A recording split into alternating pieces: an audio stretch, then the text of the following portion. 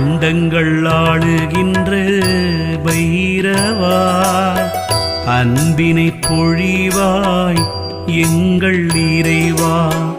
ஆறுதல் தேடி சந்நிதி வந்தோ, நிம்மதியை தருவாய் ஏகாந்த பைரவா.